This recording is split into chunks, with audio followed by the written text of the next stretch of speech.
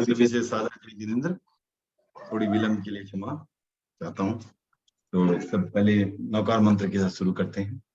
ओम ring नमो अरहंताणम, ओम ring नमो सिद्धाणम, ओम ring नमो आयर्याणम, ओम ring नमो वैसव्याय, ओम नमो वज्रायणम, ओम ring नमो लोये सब्बसाहुणम, ऐसो पंच नमुकारो सर्व पावपणाशनो, मंगलाणं च सर्वेसिं परमं हवै मंगलम, परमं हवै मंगलम।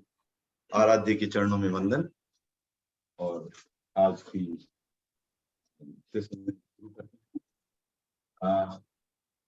आज से हम ले रहे हैं तो आगम के सूत्र है ठाणम। तो ठाणम से शुरू कर रहे हैं। और ठाणम जो है अपने द्वादशांगी का एक हिस्सा है। द्वादशांगी जैसे आपको सबको पता है, मूल आगम जो है वो 12 हैं, और उसमें से जो तीसरा आगम है वो है ठाणम, और इसको स्थानांग भी कहते हैं। तो ये एक विशेष प्रकार का आगम है जिसमें 10 अध्याय है, और उन सबको कहते हैं हम स्थान। तो पहला स्थान, दूसरा स्थान, और स्थान का ही जो आपको ये प्राकृत वर्ड है वो ठाणम हो गया, ठाणा। तो उसी हिसाब से उसका जो है 10, इसका नाम ठाणम भी है और स्थानांग भी है। और इसमें विशेषता ये है कि जैसे जो पहला चैप्टर है, पहला अध्याय है, उसमें हर चीज के जिसके एक एक भेद है वो आया। जीव का एक भेद, आत्मा का एक भेद, इस तरह की जो जिसके भी एक भेद है वो वहां है। अब आप ऐसा पूछ सकते हैं कि क्या ऐसा है कि किसी का एक भेद है और उसी चीज का क्या 2 भेद भी हो सकता है, 3 हो सकता है? क्यों? क्योंकि ये अलग अलग दृष्टि से देखा जाता है, अलग अलग दृष्टि से उसके अलग अलग भेद हो सकते हैं।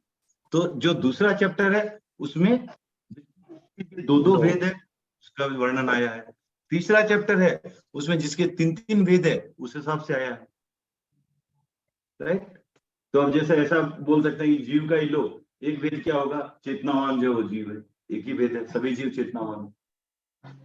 2 भेद क्या हो सकता है? सिद्ध और संसारी हो सकते हैं।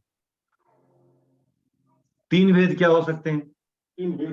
3 भेद है, राइट? तो इस तरह करके आप अलग अलग चीजों को अलग अलग तरीके से भी देख सकते हैं। तो यहाँ पर हमारे अभी इतना ही कहने का अर्थ था कि जो है हमें इसमें हर चैप्टर में उसी तरह से आया। तो जो 10वां अध्याय है उसमें जिसके जब 10 भाग वो आएंगे, जैसे कर्म के 8 भाग है वो किस में आएंगे? 8वें अध्याय में आएंगे। ज्ञान 5 है वो किस में आएंगे? 5वें अध्याय में आएंगे। इस तरह से है जो ये आपको इस आगम में है। तो अब हम शुरू करते हैं पहले आगम से, पहले चैप्टर से। तो इसमें फ्री फॉर्मेट रखेंगे, जब भी किसी को डाउट हो वहां इंटरप्ट कर सकते हैं। और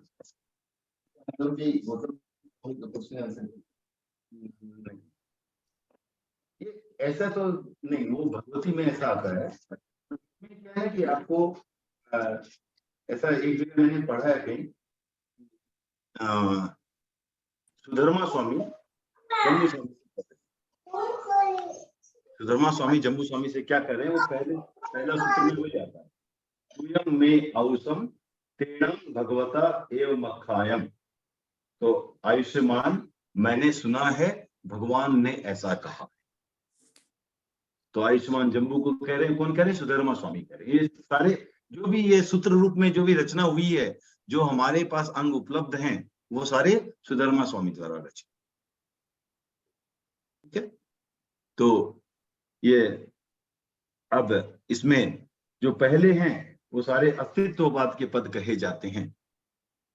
तो पहला जो और इस दृष्टि से अभी दूसरा श्लोक बोल सकते हैं, क्योंकि पहला तो हमने पढ़ लिया। पहला जो था वो सिर्फ एक तरह से ये है कि भाई ये आयुष्मान, मैंने सुना है भगवान ने ऐसा कहा है। ये कौन कह रहे हैं? सुधर्मा स्वामी जम्मू स्वामी से कह। और पहला जो उसमें सूत्र आता है और इसमें श्लोक नंबर 2 जो हो गया, वो कहते हैं एगे आया। एगे आया अर्थात आत्मा एक है। प्रश्न उठता है कि हमने कहीं तो पढ़ा है आत्मा के 8 प्रकार हैं, अब हम बोल रहे हैं एक आत्मा है। किस दृष्टि से, ये समझना थोड़ा महत्वपूर्ण है। तो जैन पद्धति में किसी भी चीज का जो प्रतिपादन किया गया है, व्याख्या की गई है, वो अलग अलग नए से की। नए का अर्थ क्या होता है? कोई बताएगा नए का क्या अर्थ हुआ? हाँ, किसी चीज को देखने का एक दृष्टिकोण। तो वो एक दृष्टिकोण से जब हम किसी चीज को जानते हैं उसे नए कहते हैं। तो अगर हम देखें तो किसी भी वस्तु के एक गुण, एक धर्म, एक पक्ष, एक स्वभाव को बताने वाले को हम नए कहते हैं। तो संग्रह नए भी है, जहां पर हम कलेक्शन की बात करते हैं कलेक्टिवली, राइट। तो संग्रह नए की, और व्यवहार नए है, जहां व्यवहार की दृष्टि से जो अलग अलग होता है उस तरह करते हैं। तो संग्रह नए की दृष्टि से कहा गया है आत्मा एक। और आत्मा यूं तो अनंत है, हर किसी की आत्मा अलग अलग है, जैन धर्म मानता है। लेकिन जो अनंत आत्माएं हैं उनका एकत्व में समाहार संग्रह नए की दृष्टि से कैसा किया गया है कि आत्मा गुण की दृष्टि से एक है। आत्मा का व्यापार, आत्मा क्या है? चेतना। चेतना का व्यापार, चेतना का व्यापार क्या? दर्शन और उपयोग।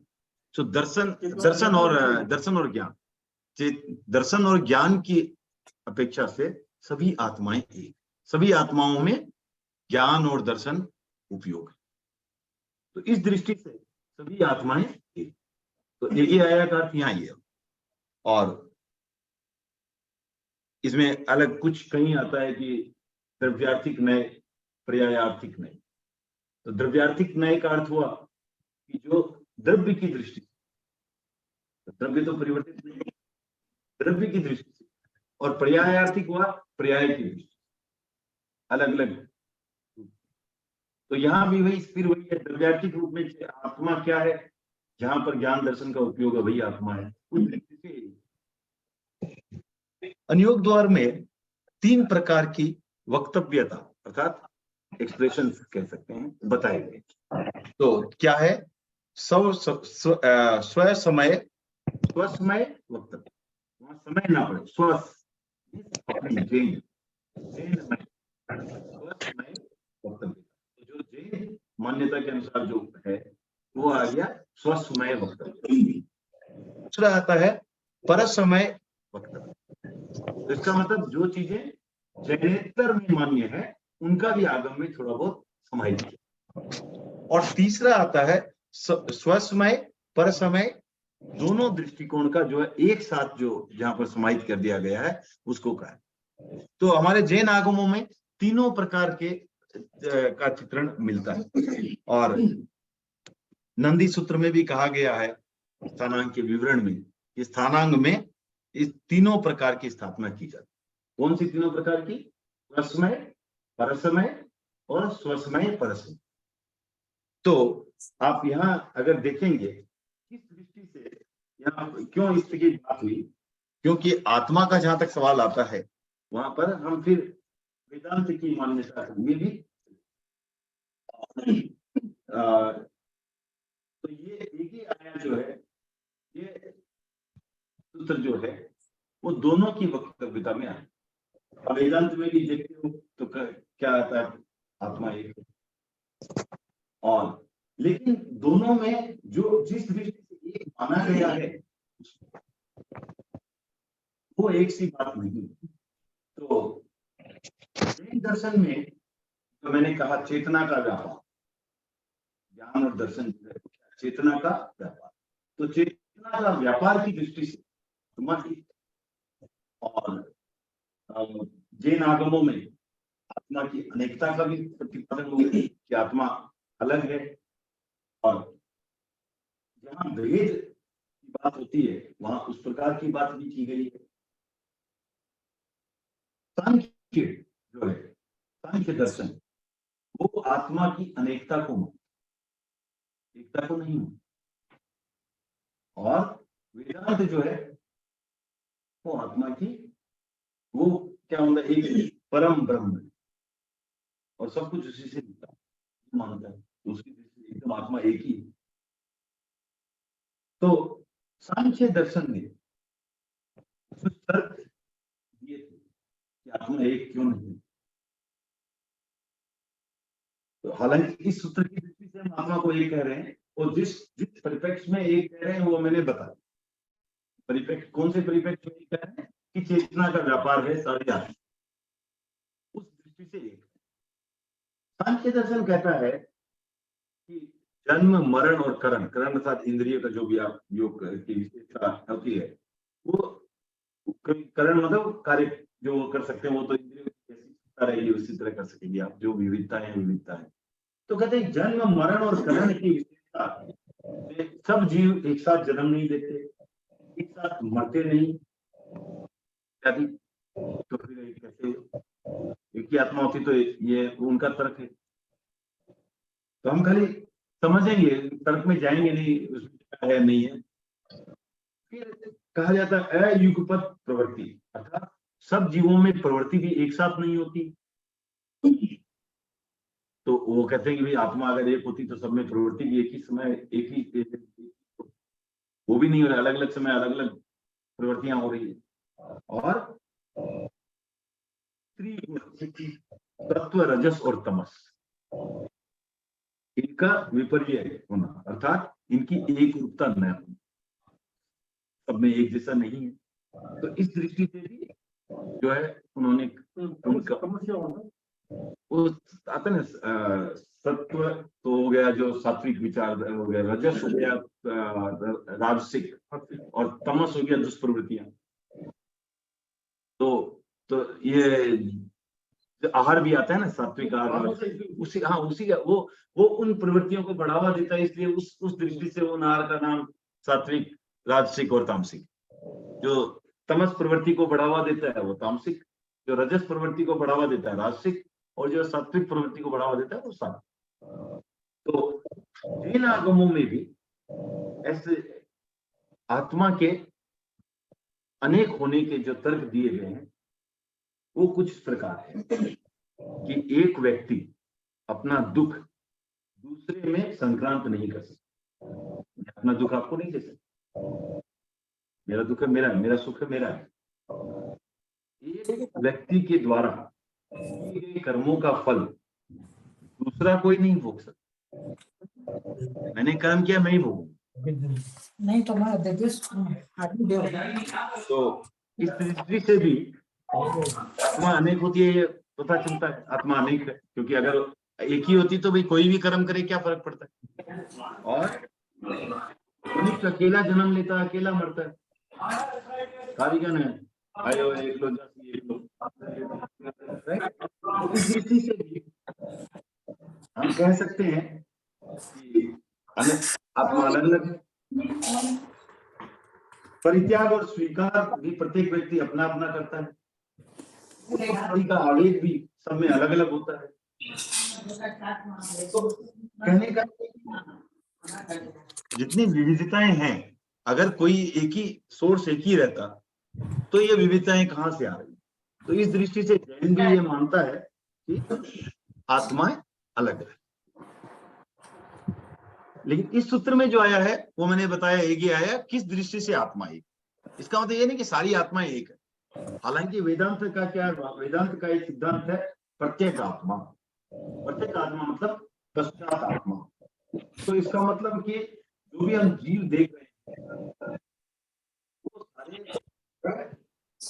उसी परमात्मा से, प्रत्येक आत्मा से निकले हैं, तो वापिस उसी में भी सब कुछ वहां से सेंट्रली कंट्रोल है, परमात्मा कह दो, प्रत्येक आत्मा कह दो, उनसे कंट्रोल है। लेकिन अब जैन इस सिद्धांत को नहीं मानते। स्वतंत्र आत्मा की सत्ता को मानते हैं। यहाँ पर सिर्फ उसी दृष्टि से कहा गया है एगे आया कि हमारी सारी की सारी जो आत्माएं हैं उनमें सब में चेतना का व्यापार है। इस दृष्टि से एगे आता है दंडे। अगला सूत्र जो आता है, इस पर किसी को प्रश्न है यहाँ पर या जूम पर भी जो जुड़े हुए हैं? तो अभी तक हमने सिर्फ एक सूत्र की बात की, एगे आया, आत्मा एक है और उसके अलग अलग पर्सपेक्टिव भी हमने रखे। सांख्य है ना, अलग है, अलग तो कुछ नाम आते हैं ना। हाँ, बहुत वॉइस क्लियर नहीं है, आधा समझ में नहीं आ रहा था, बीच में ड्रॉप हो रही है, बहुत वॉइस ड्रॉप हो रही है, तो समझ नहीं पाए हैं अच्छे से आपने जो एक्सप्लेन किया। अच्छा, ठीक है, मैं एक बार 2-3 लाइन में फिर से बताने की कोशिश करता हूँ। और अभी वॉइस ठीक है अभी? हाँ अभी ठीक है, बीच बीच में डिस्टर्ब होता है बीच में। हाँ, तो उसका उपाय नहीं है हमारे पास, तो क्योंकि ये यहाँ पर नहीं, आप जब सेंटर में रख के बात करते हैं तो एकदम क्लियर होती है। हाँ, घूम के बोलने जब से आप राइट लेफ्ट साइड ठीक है, तो मैं सेंटर पे, ओके ठीक है, ओके। तो जब हमने एगे आया की बात की तो आत्मा एक है किस दृष्टि से? चेतना का उपयोग है आत्मा, और उस दृष्टि से सभी आत्मा में समान है, चाहे वो सिद्ध आत्मा हो, चाहे संसारी आत्मा हो, कोई भी आत्मा हो, सब में एक है। इस दृष्टि से आत्मा एक है। और अलग अलग दर्शनों की दृष्टि से भी देखा जाए तो सांख्य दर्शन अनेक आत्माओं को मानता है, वेदांत एक आत्मा को मानता है, तो जैन भी अनेक आत्माओं को मानते हैं। किस दृष्टि से? सांख्य के कुछ तर्क हमने दिए कि जैसे सांख्य बोलते हैं कि अगर आत्मा एक ही होती तो सबका जन्म मरण और करण एक समान होता है हर समय, वो नहीं हो रहा है। अलग अलग आत्मा, अलग अलग जीवों का जन्म अलग समय होता है, मरण अलग समय होता है, करण अलग हो रहा है, उनकी प्रवृत्तियां हर एक समय अलग अलग हो रही है। दो जीव एक साथ एक जैसी एक्टिविटी नहीं कर रहे हैं। तो ये सब करके उन्होंने तर्क दिए कि नहीं, आत्मा अनेक है। जैनों में भी माना, जैसे जो करता है वही भरता है, जिसका कर्म वही। तो अब हम ऐसा बोल रहे हैं कि जो कर रहा है, इसका मतलब कि अलग अलग आत्माएं कर रही है, तो आत्मा अलग अलग है, ये तो मानता है जैन धर्म भी। तो इसके भी और भी तर्क जो है इसमें आए हैं। एक व्यक्ति के द्वारा जो कर्म किया गया उसका फल उसी को भोगना पड़ता है। एक व्यक्ति का दुख है जो दूसरों को नहीं संक्रांत किया जा सकता। इस दृष्टि से ये आया, मनुष्य अकेला जन्मता है, अकेला मरता है, तो कौन है ये जन्मने मरने वाला? अगर एक ही आत्मा थी तो वो नहीं है, तो आत्मा अलग अलग है, अनेक है। और क्रोध आदि भी सब जीवों में अलग अलग होते हैं। तो इसका मतलब आत्मा अलग अलग है, ये मानने में जैन को कोई प्रॉब्लम नहीं है। लेकिन सिर्फ इतनी सी बात है कि हम सिर्फ ये कह रहे हैं कि चेतना के व्यापार की दृष्टि से सारी आत्माएं हैं। ओके, अभी क्लियर है? हाँ, यस, ओके, ठीक है। तो वे वेदांत में नहीं बताया, हाँ हाँ, लेकिन उसमें भी कि वो एक्चुअली आते हैं, जब आते तो अलग अलग बिहेव करते हैं और फिर वापस चले। हाँ, वो ठीक है, लेकिन उसमें उन्होंने ज्यादा डिटेल में नहीं गए। उन्होंने यही कहा है कि ये बहुत समाधान कारक नहीं। तो इसका तो काफी मैंने पूरे वेदांत को पढ़ के फिर उसका डिटेल करना पड़ेगा। हमारी मान्यताओं में फिट नहीं बैठता है। हमारी मान्यताओं में ये कि ये ऐसा नहीं कि एक ही परमात्मा से सब निकले वापिस उसी में विलीन होते रहते हैं। आप उसमें अगर जाओगे तो उस दृष्टि से ही फिर अवतार की भी बात आती है। तो हमारे तो अवतार की भी कोई बात नहीं होती। हमारे तो जो सिद्ध हो गए और सबका अपना स्वतंत्र अस्तित्व है। तो उस दृष्टि से हम वही मानते हैं कि आत्मा अनेक है, उस दृष्टि से। ठीक है, तो फिर नेक्स्ट सूत्र जो आता है एगे दंडे, और संस्कृत में कह सकते हैं एको दंड। तो इसका अर्थ कि दंड एक है। अब प्रश्न उठता है कि दंड क्या है? इस तरह एक जगह कहा गया है कि दंड दो प्रकार के होते हैं, द्रव्य दंड और भाव दंड। तो द्रव्य दंड क्या हुआ? जो शारीरिक रूप से किसी को दंड दिया जाता है, लाठी आगे से मार करके या जो भी, वो हो गया आपको द्रव्य दंड। और भाव दंड क्या है? जो आप आत्मा की कलुषता करते हैं। किससे? मन की दुष्प्रवृत्ति से, वचन की दुष्प्रवृत्ति से या काया की दुष्प्रवृत्ति से। जो आत्मा का के गुणों का हनन कर रहे हैं वो भी हो गया, उसे कहा जाता है भावदंड। तो आउटपुट को दंड हुआ, वो भावदंड हो गया। आउटपुट वही है ना, मन की दुष्प्रवृत्ति करोगे क्या हो गया? अब आत्मा तो आपकी पीड़ित हो ही ना, आपकी आत्मा को तो वो दंड ही है। आत्मा के गुणों का हनन हुआ या आत्मा के गुणों को सारहीन कर दिया गया। आत्मा के गुणों को तो नुकसान ही पहुंचा ना। कोई भी दुष्प्रवृत्ति क्या करती है? आत्मा के गुणों को नुकसान पहुंचाती है, चाहे वो मन की दुष्प्रवृत्ति हो, वचन की दुष्प्रवृत्ति हो या काया की दुष्प्रवृत्ति हो। तो इसमें क्या, किसी बाहरी चीज ने आपको दंड नहीं दिया है, लेकिन फिर भी आपकी आत्मा दंडित हुई, तो इनको कहा जाता है भावदंड। अब एक बार फिर से भावदंड का बताइए ना। भावदंड हुआ 3 प्रकार के हुए, मनोदंड, वचन दंड और काय दंड।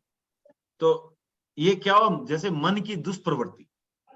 अब कोई भी दुष्प्रवृत्ति करेंगे क्या होगा? आत्मा पर कर्म का भार बढ़ेगा या घटेगा? बढ़ेगा। बढ़ेगा। आत्मा, इसका मतलब आत्मा दंडित हुई ना, तो उसी हिसाब से वो भावदंड है, उसमें आत्मा दंडित हुई। तो अब दंड क्या हुआ? अगर समरी सारांश निकालें तो दंड, अगर हम इस रूप में कहें कि जो आत्मा को नुकसान पहुंचा रही है, जो आत्मा के गुणों को या तो कम कर रही है, आवृत कर रही है या उसको सारहीन कर रही है, ये अगर हम दंड कहें तो इस दृष्टि से दंड एक है। तो दंड क्या है? दंड वही है जो आत्मा के गुणों को प्रभावित कर रही है। प्रभावित, हाँ, तो आत्मा के लिए पनिशमेंट हो गया ना। हाँ, तो यहां दंड का अर्थ वही हो गया कि उस दृष्टि से एक ही है दंड। दंड जो भी आत्मा को प्रभावित करे, निगेटिवली प्रभावित। आप उज्जवल कर रहे हैं तब भी प्रभावित ही कर रहे हैं आत्मा को, बट वो पॉजिटिवली प्रभावित कर। लेकिन यहां हम आत्मा को निगेटिवली जो प्रभावित कर रहे हैं, उस पर कर्मों का या तो बोझ लाद रहे हैं, इस तरह का कुछ भी कर रहे हैं, वो हो गया दंड। तो उस दृष्टि से दंड एक। क्लियर है? किसी को प्रश्न है इस? नहीं, एक बात बताइए, मन से दंड कैसे दिया जा सकता? काया से, वचन से तो दे सकते हैं। मैंने मन से दंड, किसी को दिया है, हाँ, कोई किसी को मन से कुछ हाँ, सोचे, दंड कैसे दिया है? हाँ, दूसरे मैं बताता हूँ को आपको। पता ही नहीं लगेगा। हाँ, मैं बताता हूँ आपको। सपोज करो,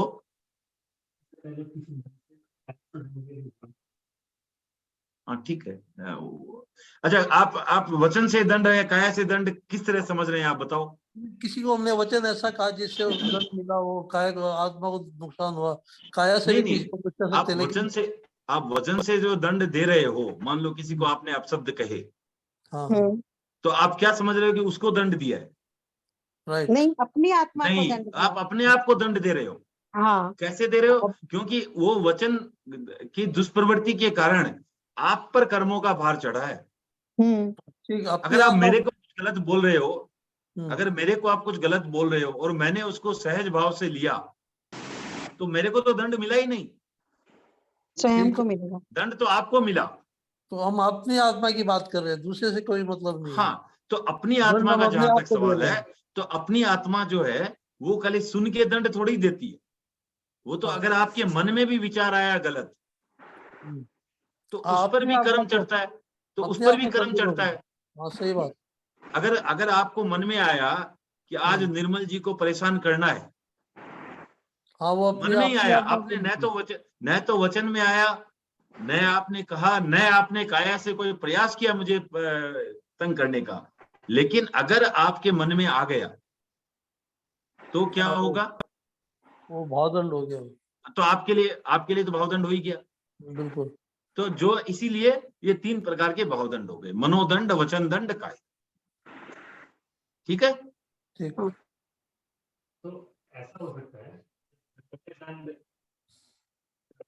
तब भी हाँ, वो हो ही रहा है, तो काय दंड तो हो ही रहा है। हाँ, हाँ, वो तो हो ही रहा है। इसमें किसी एक ही दंड में आ जाता है। सपोज आपको मैंने मारा, नहीं तो मैंने मारा, ये द्रव्य दंड बना, तो उसमें कर्म से तो रिलेटेड है। द्रव्य दंड बना कर्म से रिलेटेड है ना, कर्म से, जैसे मैं किसी को द्रव्य में दे रहा हूँ तो मुझे कर्म लगेगा। ओके, दूसरा रिसिपिएंट को कैसे फील हो रहा है उस पर भी वो होगा। हाँ ठीक है, तो वो कैसे नहीं वो ऐसे यहाँ पर भाव दंड की अपेक्षा से ही समझना चाहिए कि दंड यहाँ उस हिसाब से वो वैसे प्रकार बताए हैं, लेकिन यहाँ जो हम के आत्मा की दृष्टि से बात कर रहे हैं, तो अपनी आत्मा को जो भी चीज प्रभावित करे वो हो गया दंड। ठीक है, फिर अगला सूत्र आता है एगा क्रिया, अर्थात क्रिया एक है, प्रवृत्ति एक। अब किस दृष्टि से क्रिया एक है? ऐसे देखा जाए तो क्रिया का सामान्य रूप में अर्थ हो गया प्रवृत्ति या एक्टिविटी। अब एक्टिविटी तो अलग अलग हो सकती है, कहा जाए तो कई प्रकार के भेद किए जा सकते हैं। जैसे हम कैसे, अब इसका वो एक और नाम है योग, तो हम ये भी एक दृष्टि से इसका विभाजन कर सकते हैं। कौन सा? सत्प्रवृत्ति, दुष्प्रवृत्ति, राइट, शुभ योग या अशुभ योग, ये एक प्रकार से भाग कर सकते हैं। फिर दूसरा कर सकते हैं मनोयोग, वचन योग, काय योग, ये भी है। फिर मनोयोग के भी अलग से 4 भेद आए गए हैं, वचन योग के भी 4 भेद आए हैं, राइट, काय योग के भी 7 भेद आए हैं, टोटल 15 योग है। उस वहां से योग 15 वहां से आ गए। अब कौन सा माने? तो यहाँ योग किस दृष्टि से कहा गया है, राइट। तो और एक और चीज आती है कि यहाँ कुछ क्रिया होती है, जैसे ऐसा एक शब्द आता है क्रियाकारित्व, और उसको अर्थ क्रिया भी बोलते हैं, अर्थात उसकी नेचुरल क्रिया। किसी की कोई भी वस्तु बिना क्रियाकारित्व के वस्तु ही नहीं मानी जाएगी। क्रियाकारित्व अर्थात उसका जो कार्य है, अर्थात उसकी फंक्शनैलिटी। आज एक मोबाइल है, उसकी कुछ फंक्शनैलिटी है, तो सबके अपने अपनी क्रिया है, कार्य है, सबके अपने का। तो यहाँ उस दृष्टि से क्रिया नहीं कर, जो प्रवृत्ति कर रहे हैं। तो भगवान महावीर से पूछा गया आत्मा सक्रिय है या अक्रिय, माने क्रिया करती है या नहीं करती? तो क्रिया करती है। और उसी दृष्टि से जो क्रिया में करने का जो भाव है, करण का जो भाव है, वो सभी क्रिया में कुछ होने का भाव है ना, कुछ करने का भाव। जीव की बात हो रही है, तो जीव में सभी क्रिया में कुछ करने का भाव है। आप कुछ कर रहे हो तो एक करण है उसमें। नहीं, मनोयोग हो चाहे वचन योग हो चाहे काय योग हो, कुछ तो कर रहे हैं आप। उससे फर्क नहीं पड़ता है। नहीं, मैं बिना सोचे भी कुछ बोलता हूँ, मुझे मनोयोग हो ही नहीं, तो वो कोई फर्क नहीं पड़ता है। कौन है, क्या है, नहीं है, उससे मतलब नहीं है। जो भी योग, जो भी एक्टिविटी हो रही है, उसमें कॉमन क्या है? करण, कुछ हो रहा है, क्रिया। तो उस दृष्टि से क्रिया एक है। जहां कुछ नहीं हो रहा है वो क्रिया नहीं है। तो क्रिया जो है वहां पर कुछ भी करण है, जहां करण है वही क्रिया, राइट। कुछ होने का, कुछ तो हो रहा है। एक तो नेचुरल जो है वो उसके मोबाइल का काम है या कॉल आता है उसमें, वो ठीक है। एक कुछ जो कर रहे हैं, सिद्धों में कौन कौन है? सिद्धों में जैसे ज्ञान का क्षमता जो व्यापार है वो क्रिया में कौन करते हैं? वो देखना पड़ेगा। तो फिर मन वचन काय नहीं, लेकिन उस ये नहीं कह रहा कि हर जीव की क्रिया है ना, क्रिया एक है, वो बोल रहे। जहां करण है वो क्रिया है। वो तो आप उस सिद्धों में क्यों जाते हो? अयोगी केवली के ही नहीं है, योग है ही नहीं। 14वें गुणस्थान में कहाँ योग है? तो ऐसा कहना कि जीव बिना क्रिया के रह सकता है, क्या रह सकता है? अयोगी केवली है ही ना। वो बात नहीं हुई, बात हो रही जो जहां भी क्रिया है वो एक है। किस दृष्टि से? करण भाव की दृष्टि से। करण तो है वहां, बिना करण, बिना क्रिया में कुछ होने का एहसास, जो तो क्रिया उस दृष्टि से एक है। जो क्रिया क्या है? जिसमें कुछ हो रहा है, वही क्रिया है। तो उस दृष्टि से क्रिया एक। ठीक है, किसी को कोई डाउट है? और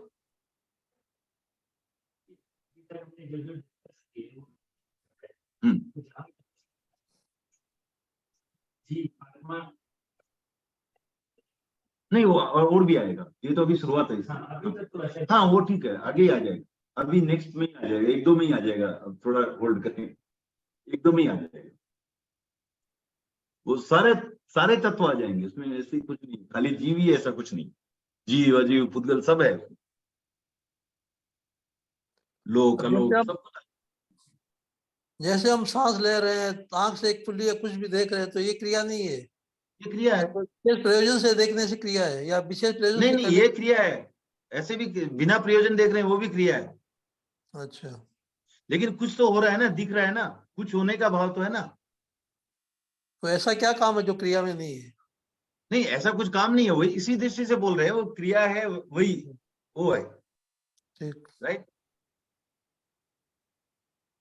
ओके, फिर आता है एगे लोए। तो अनिल जी ने थोड़ा सा जल्दी पूछ लिया प्रश्न, तो एगे लोए अर्थात लोक एक है। तो अब मैं कुछ एक साथ ले लेता हूं, एगे लोए, एगे अलोए अर्थात अलोक भी एक है, एगे धम्मे अर्थात धर्मास्तिकाय एक है, एगे अहम्मे अर्थात अधर्मास्तिकाय भी एक। तो ये हमने अभी 4 सूत्र ले लिए, एगे लोए, एगे अलोए, एगे धम्मे, एगे अहम्मे। तो अर्थात लोक एक है, धर्मास्तिकाय एक, अलोक एक है, धर्मास्तिकाय एक है और अधर्मास्तिकाय एक। ठीक है, तो सबको पता होगा आकाशास्तिकाय। तो आकाशास्तिकाय जो आकाश है वो 2 भागों में विभक्त होता है, लोक का और अलोक का, राइट। लेकिन लोक क्या है, जो हमें दिखता है वो लोक है, राइट। हमें मतलब किसी भी जीव को दिखता है, तो वो इसका उसकी परिभाषा भी वैसी ही आएगी, जो दिखता है वो लोक है। लोक अर्थात वो सब दिखने से आया है, राइट। और उसके बाहर जो भी है वो हो गया अलोक। तो इस दृष्टि से लोक एक है, अलोक एक है। धर्मास्तिकाय कहाँ है, लोक में। धर्मास्तिकाय क्या है, वो एक ही द्रव्य है, उसका काम क्या है, गति में सहायता करना और उदासीन रूप से सहायता करना। अभी उदासीन रूप से क्या होता है, कोशिश नहीं करना, मतलब नो बायस। अब जैसे क्या होता है, पानी है, पानी में मछली तैरती है, लेकिन क्या पानी मछली को तैराता है, तो अपने प्रयास से तैरती है, लेकिन बिना पानी के क्या तैर सकती है, सहायक तो है, लेकिन ऐसा नहीं आ मछली सुंदर दिखाए ना जल्दी तैरा दो, तो नहीं करती है, राइट। या ये मछली तो ठीक नहीं लग रही है, इसको रोक दो, ऐसा नहीं करती। तो जल ऐसा करता है क्या, नहीं करता। तो वो क्या है, ऐसे सहायक तो है, कैसे सहायक है, हटा दो तैर नहीं सकेगी, सहायक है, लेकिन उदासीन रूप से सहायक है, अर्थात उसको कोई इंटरेस्ट नहीं, किसी में इंटरेस्ट लेकर के, किसी के प्रति बायस करके, ऐसे ही सहायता नहीं, न किसी से दोस्ती न किसी से बैर, उस टाइप की सहायता, राइट। तो उदासीन रूप से सहायक है, उससे धर्मास्तिकाय भी उदासीन रूप से सहायक है सबकी गति में, और ये एक है, राइट। और उसी तरह से अधर्मास्तिकाय भी एक है। अधर्मास्तिकाय क्या है, स्थिति में सहायक है, कोई चीज रुकी हुई है उसमें वो सहायक है। तो इस तरह हमने अगले 4 सूत्र लिए, एगे लोए, एगे अलोए, एगे धम्मे, एगे अहम।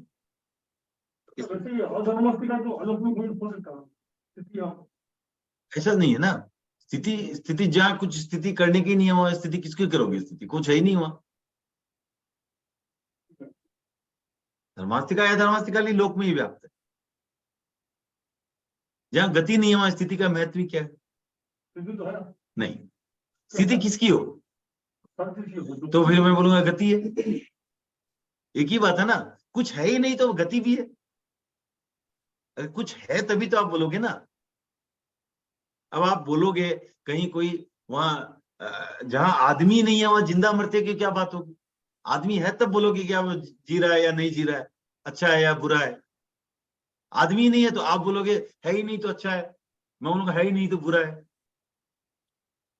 तो जो है ही नहीं तो मरा हुआ है ही नहीं तो जी रहा है, कोई मतलब कुछ भी बोल सकते हैं ना आप, है ही नहीं तो मतलब ही नहीं है उसका। तो जहां गति और स्थिति किसकी परिप्रेक्ष्य में है? कोई वस्तु है जो स्थिति में है या गति में है? कोई है ही नहीं, तो क्या उसको न तो स्थिति है न गति है, कुछ है ही नहीं। सहायता किसकी करे? स्थिति में भी किसकी सहायता करे? जो हो तब ना। तो इस दृष्टि से वहां हमारे यहाँ अधर्मास्तिकाय का एग्जिस्टेंस भी सिर्फ लोक में माना गया। धर्मास्तिकाय अधर्मास्तिकाय लोक व्याप्त। अब प्रश्न उठता है, वहां भी हम जैसे भेद कर लेते हैं धर्मास्तिकाय के भी, स्कंद देश प्रदेश, राइट? वो किस दृष्टि से? वो सिर्फ हमारे समझने की दृष्टि से। समष्टि है, पूरा स्कंद हो गया, उसके किसी एक भाग को हम बोल रहे हैं, देख रहे हैं। भारत देश में जितना धर्मास्तिकाय है हम अलग नहीं कर पा रहे हैं, उसको हमने नाम दे दिया ये देश, राइट? बोला कि बेंगलोर का धर्मास्तिकाय हो गया देश, और प्रदेश जो सबसे छोटा हिस्सा जो उसकी हम कल्पना कर सकते हैं हो गया, उसको भी निकाल नहीं सकते, वो हो गया प्रदेश। तो इस तरह पर फिर भी धर्मास्तिकाय एक है। किस दृष्टि से? यह स्थिति में सहायक है, उस दृष्टि से धर्मास्तिकाय एक, सॉरी गति में सहायक है, उस दृष्टि से धर्मास्तिकाय एक, और अधर्मास्तिकाय भी एक है, उस दृष्टि से स्थिति में सहायक। तो और किसी को इसमें प्रश्न है? आवाज बराबर आ रही है अभी? हाँ, अभी आवाज तो आ रही है। हाँ, तो आवाज तो आ रही है, मतलब और कुछ नहीं आ रहा है? क्या क्या है वो? ऐसा ही, ये टॉपिक बहुत क्लियर नहीं समझ में आया। नहीं माने लोक लोक है, ठीक है, जो हम देख रहे हैं वो लोक यही कह रहे हैं ना। आप जिस जिस लोक में नहीं, अभी वो हम देख रहे हैं वो नहीं। लोक हाँ, क्या है? हाँ, वो इसमें आज चर्चा में नहीं जा सकते उस पर। वो पूरे क्यों, देखिए, लोक, लोक का आकार है जो हमने, वो एक पूरी कॉस्मोलॉजी में चला जाएगा। जो लोक का आकार, आप जैन ध्वज देखे हैं आपने, राइट? तो जो इस तरह से है, एक ऊपर से कप दिखता है, एक यहाँ से कप दिखता है, नीचे एक कप दिखता है, वो पूरा लोक का आकार है। हमें पूरा लोक दिखता है ये नहीं कहता, लोक किसी न किसी को दिखता है, हमें पूरा दिखता है ये नहीं कह रहा। ठीक है, वो लोक, वो किसी वो को लोक हो दिखता है, गया। किसी को और दिखता है, उसके बाहर जो है अलोक, उसके बाहर कुछ है क्या? जो भी लोक के है, बाहर भी कुछ भी है? नहीं है। माने उसके बाहर का अगर कोई वर्णन करे, वो क्या है? अलोक है। मतलब लोक के बाहर भी कुछ है जिसको हम अलोक मानते हैं। हाँ, बस लोक के बाहर जो भी है उसको अलोक मानते हैं, वो अनंत है। जो माने कुछ है वो लोक नहीं है। हाँ, आकाश, आकाश। अच्छा, हाँ, तो ये इसकी चर्चा फिर कभी छह द्रव्य की चर्चा होगी तो कर लेंगे। उस दृष्टि से लोक एक है, अलोक एक है। और धर्मास्तिकाय है, धर्मास्तिकाय एक है, इसमें तो समझने में कोई दिक्कत है ही नहीं। ठीक है ना?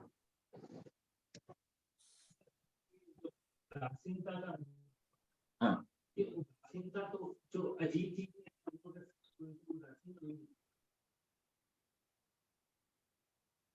ठीक है, वो एक पर्सपेक्टिव है देखने का, कोई जरूरी नहीं है। रोबोट भी अजीब है, तो क्या उसको प्रोग्राम किया जा सकता है उदासीन न रहने के लिए? तो ऐसा तो नहीं कह सकते आज की दुनिया में, एआई की दुनिया में तो नहीं कह सकते आप। लेकिन रोबोट्स, कुछ रोबोट्स को इमोशंस भी ट्रेन किया जा सकता है, ऐसा सुनने में आया है। मैंने देखा नहीं हालांकि कोई इमोशनल रोबोट आज तक, बट प्रोग्राम तो किया जा सकता है उसको।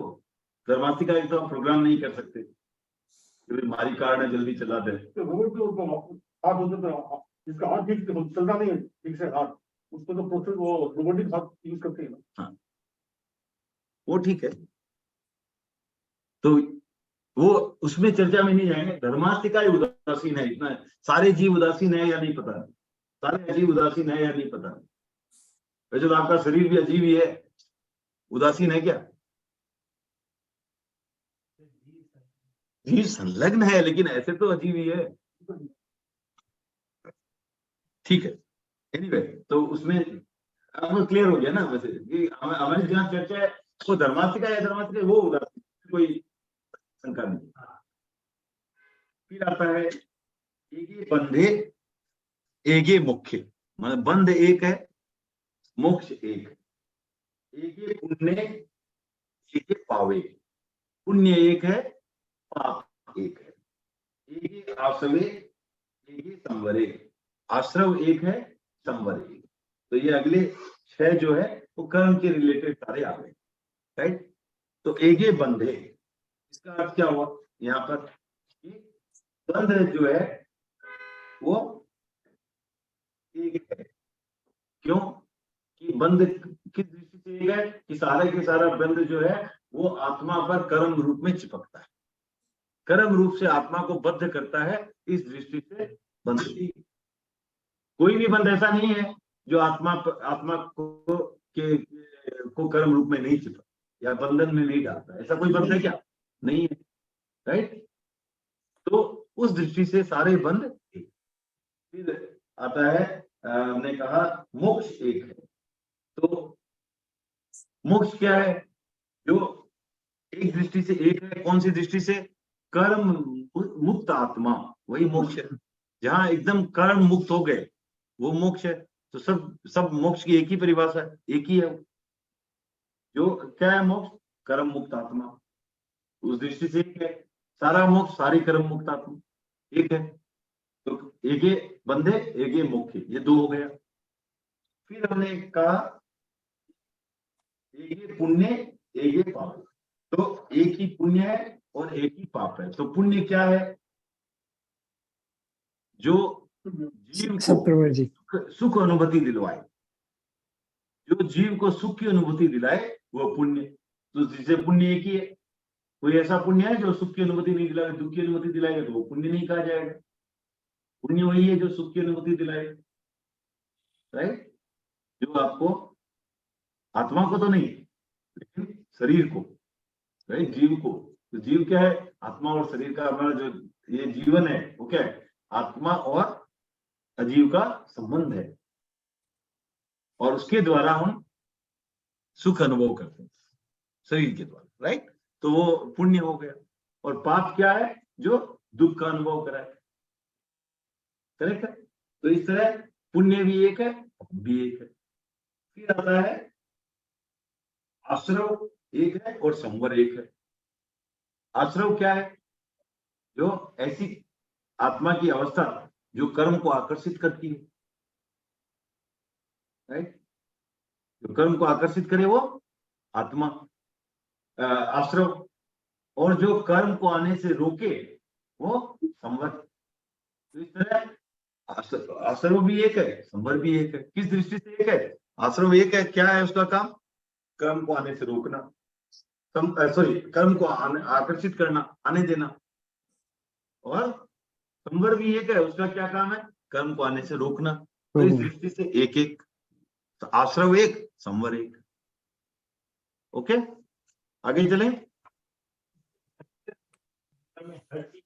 संग्रह से, हाँ यही है ना, संग्रह है। अब उस एक है इसलिए उसका एक नाम आया ना, एक नाम ही नहीं आता था।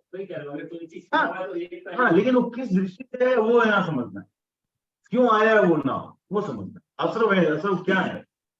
कर्म को आकर्षित करने वाला आश्रव, वो थीम वही है। हाँ एग्जैक्टली, वो एक नए हो गया, संग्रह नए से हो गया। संग्रह नए से कि एक किस परिप्रेक्ष्य में है, क्यों है एक, किस दृष्टि से देखें तो एक है। एक था तभी तो वो नाम आया ना, अलग अलग होता तो अलग अलग नाम आते, करेक्ट। आपने कहा जो सुख दे वो पुण्य और जो दुख दे वो पाप। हाँ ठीक है। सुख मतलब ये आत्म भौतिक सुख या आत्मिक सुख? नहीं, भौतिक। आत्मिक सुख तो मोक्ष में ही है। भौतिक सुख तो मान लीजिए हमको अगर किसी को परेशान करने में सुख होता तो वो पाप पुण्य कैसे होगा? हमें अगर किसी को बहुत परेशान करने में सुख होता है तो वो पाप पुण्य कैसे होगा? देखिए ऐसा होता है, इसमें मैं आपको बताता हूँ। अभी आप परेशान कर रहे हो, ठीक है ना, तो इसमें क्या हुआ? आपको आगे के लिए अशुभ कर्मों का बंधन हुआ। हाँ, बंधन हुआ, ठीक है। एक मिनट, पूरा सुनिए। अच्छा। और आपको जो सुख की अनुभूति हुई, जो आपने पूर्व में कोई अच्छे शुभ कर्म किए थे वो पुण्य अभी उदय में आया है, इसलिए आपको सुख की अनुभूति हुई। नहीं तो परेशान करने वाला भी झल्ला उठता है। तो मतलब अभी जो कर रहे हैं उसका असर बाद में आएगा? बाद में आएगा, हाँ। वो तो EMI शुरू होगी तब। अभी EMI शुरू नहीं हुई, अभी तो लोन लिया आपने। अभी आपको जो इंटरेस्ट मिलता है ना, वो क्यों मिलता है? क्योंकि आपने पहले कभी लोन दिया है, इसलिए आपको इंटरेस्ट मिल रहा है। और अभी जो आप लोन ले रहे हो उसका बाद में आप चुकाओगे। तो अभी जो मिल रहा है वो पुण्य है, वो और बाद में जो चुकाओगे वो बाद में पाप होगा। अभी जो आप दे रहे हो वो पाप है। मतलब है पुण्य का फल अभी मिल रहा है, अभी पाप का फल बाद में मिलेगा। हाँ वो ठीक है। और ऐसा भी हो सकता है कि अभी अभी मुझे पाप का फल मिल रहा है और बाद में पुण्य का फल मिलेगा, ऐसा भी हो सकता है। क्योंकि आप मेरे को परेशान कर रहे हो, तो अब मैं पहले तो ये है कि आप परेशान करने से मैं परेशान नहीं हो रहा हूँ। मैं परेशान क्यों हो रहा हूँ वो समझो। मैं परेशान या तकलीफ में इसलिए हूं कि मेरे पाप कर्म उदय में आए हैं। नहीं तो कोई भी कुछ भी कर ले, कोई फर्क नहीं पड़ता था मेरे को। मेरे को परेशानी हो रही है या तकलीफ हो रही है, इसका कारण ही है कि मेरे कोई पाप कर्म उदय में आए हैं। और अब उस पाप कर्म को मैं कैसे सहन करता हूं उस पर निर्भर करता है कि आगे मेरा क्या होगा। अगर मैं उस पाप कर्म को समता से सहन करता हूं तो आगे के बंधनों को मैं कम करता हूं। अगर उसी में मैं भी वैसा ही परेशान होकर के ये कहने लगूं, अरे विजय बाबू आपने ये क्या कर दिया, या आपके प्रति अगर मन में बैर भाव लाऊं, तो क्या होगा, मेरे और आगे के कर्म प्रगाढ़ बनते हैं। जब भी ऐसी कोई घटना आती है तो हमें गज सुकुमार को याद कर लेना चाहिए। गज सुकुमार जो श्री कृष्ण के कजिन थे, राइट, भतीजे, 8वें भाई, ओके, तो श्री कृष्ण के भाई थे। तो उन्होंने नेमिनाथ के यहाँ दीक्षा ली और कृष्ण ने सोमिल ब्राह्मण की बेटी से उनकी शादी तय कर दी। और ये नेमिनाथ से आज्ञा लेकर के गज सुकुमार शमशान पर जाकर के जो 12वीं प्रतिमा होती है उसका वो एक तरह से वहां पर जाकर के उसकी साधना करने लगे। और वहां पर वो मुंडन करा करके साधनारत है। और सोमिल ब्राह्मण को पता चलता है कि जो मेरे ये जवाई साहब होने वाले थे वो तो मोटा बन के बैठ गए, मेरी बेटी का क्या होगा। उनको गुस्सा आता है और वो वहां शमशान में जाकर के जो और कोई लाश जल रही होगी उसके खीरे थे वो उठा करके उसके सर पर रख दिए, और इस तरह रख दिए कि उनका पूरा सर जो है वो खिचड़ी की तरह खदबद खदबद करके सीज गया। और उस समय गज सुकुमार मुनि मन में ला रहे हैं कि सोमिल के प्रति क्या भावना आ रही है वो देखो आप। वो सोच रहे हैं कि ये सोमिल जो है मेरा कोई परम उपकारी है, जो मेरे पिछले भव के जो पाप है उसको उतारने का मौका दे रहा है। ये मेरा परम उपकारी है। और अपने मन को कहते हैं कि हे जीवड़ा, अपने सर को एकदम हिलाना मत, क्योंकि अगर मैं सर को हिलाऊंगा तो अग्निकाय के जो जीव हैं उनको पीड़ा होगी। एकदम स्थिर बैठे रहे और उसी मुद्रा में उनका प्राणांत होता है और वो वहीं से मोक्ष चले जाते। तो ये है। और इस पर गुरुदेव तुलसी की एक बहुत सुंदर गीतिका भी है, धन गज सुकुमाल मुनि ध्यान धर।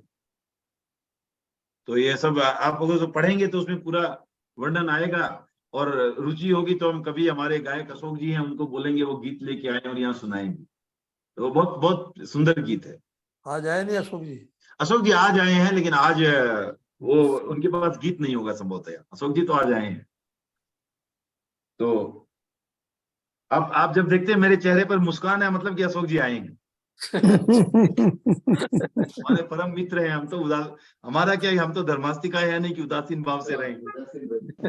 हम तो उदासीन नहीं रहते हैं। तो हमारे तो सामने नाहर साहब दिख गए, धनराज जी साहब दिख गए तो हमारे मुस्कान आ जाती है। और इधर हमारे अशोक जी दिख गए और अनिल जी हमारे गुरु बैठे हैं, तो हमारे सब है, भरत जी बैठे हैं, तो अच्छी बात है।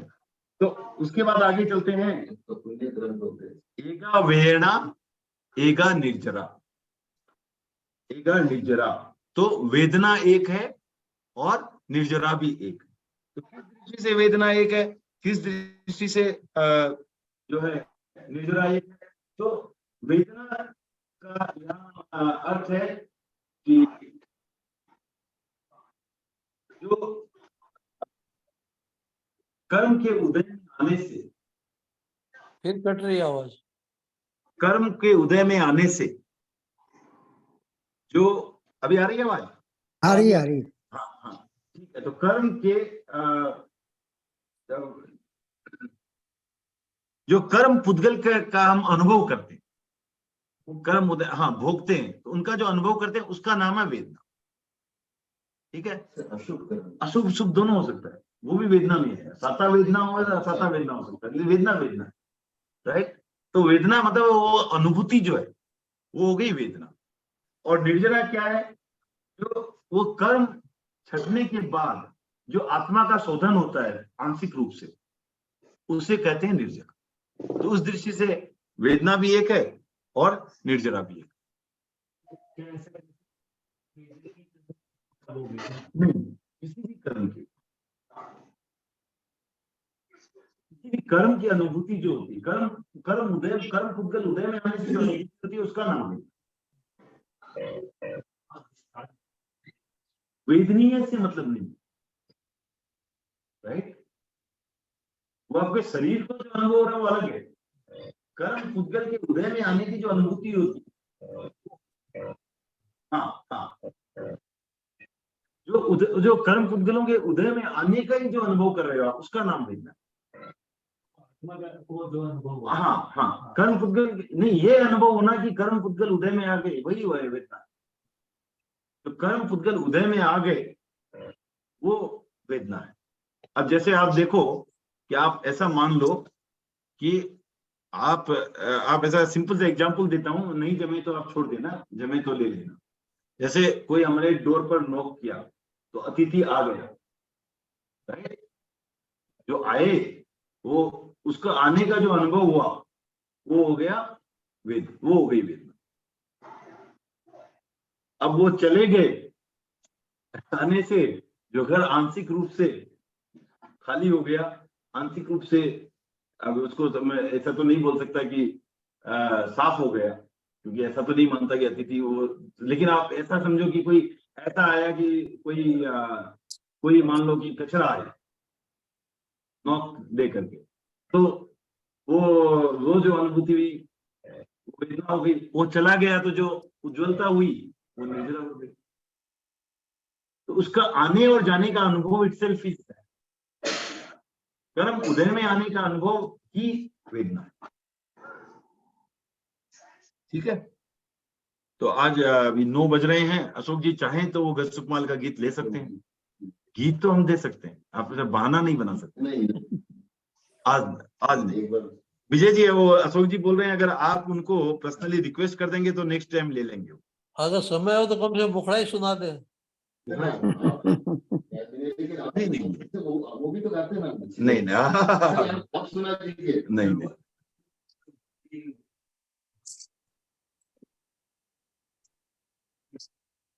नहीं, अशोक जी को बुलाते हैं इधर ना, ऐसे थोड़ी हो सकता है। अशोक जी आइए। सुनाइए अशोक जी। अशोक जी, इतने आपके जो पूर्ववर्ती अध्यक्ष है उन्होंने भी अब आदेश दे दिया आपको।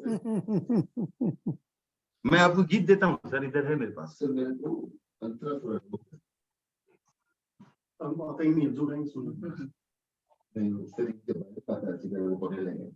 नहीं, मेरे भाई है नहीं आज, डोंट वरी। तो कौन अभी जो आपसे क्वेश्चन करे? वो विजय जी है। अब वो परिचय देंगे, उनको बोलते हैं विजय जी। हमारे हिम्मत जी पूछ रहे हैं विजय जी कौन है, तो आप परिचय दे दें थोड़ा। मैं तो भागलपुर से हूँ और यहाँ पर अभी गुवाहाटी से आया हुआ हूँ। भागलपुर, गुवाहाटी राजस्थान में लाडलू से हूँ। पिताजी का नाम जीवनमल जी बैद है, बिहार नेपाल के अध्यक्ष थे। पूर्वांचल के कार्यकारी अध्यक्ष थे। विजय बैद है नाम मेरा। ठीक है साहब, धन्यवाद। आपके गीत सुने, आपकी आवाज बहुत अच्छी लगती है, बहुत बुलंद आवाज है आपकी। वो तो अशोक जी की है, हिम्मत जी को मत बोल दीजिएगा गाने के लिए, हम लोग जुटना मुश्किल हो जाएगा। हमने पता नहीं है ऐसा, हम डाउट भी नहीं कर सकते। सर आप साथ में गाइए तो हो जाएगा। हो जाएगा सर, 5-7 मिनट मैं आपको वो साथ में देता हूँ ना, आपको हो जाएगा। गीत कहाँ है? गीत मिला आपको? ये तपस्या गीत में है ना शायद। हाँ तपस्या में। हाँ मिल गया। देखिए ऐसा है वो, धन गज सुख माल मुनि ध्यान धरे, उबा अटल शमशान गुण ज्ञान भरे, ज्ञान भरे अघसान हरे, धन गज सुख माल मुनि ध्यान धरे, जिन्हीं दीन दीक्षालिनी गुरुवर नेमी पास। क्या आपने उस हटा भी दिया। जिन्हीं दीन दीक्षालिनी जिनवर नेमी पास, उन्हीं दिन किनो दारुण साधना अभ्यास, पढ़ी माँ 12वीं भिक्षु की अंगीकार कर, धन अशोक जी की आवाज नहीं आई सर। माल मुनि ध्यान धरे। अशोक जी की आवाज नहीं आ रही है। अशोक जी ये अभी क्या कि नेक्स्ट टाइम में इनको ये एक्सरसाइज दिया जाता है, ये गीत पूरी तरह से प्रिपेयर करके अशोक जी आएंगे और हमें अगले बुधवार को ये गीत सुनाएंगे। ओके ठीक है। कोई और बात किसी को कोई प्रश्न है तो पूछें आज, अदरवाइज आज का हमारा जो है कार्यक्रम यही संपन्न होता है। ठीक है। जय जिनेंद्र। जय जिनेंद्र।